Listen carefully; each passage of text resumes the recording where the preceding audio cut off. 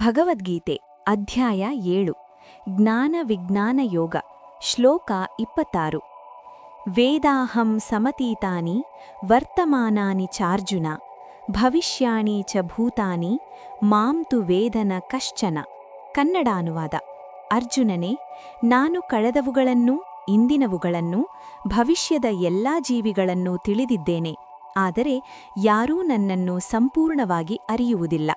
ಅರ್ಥ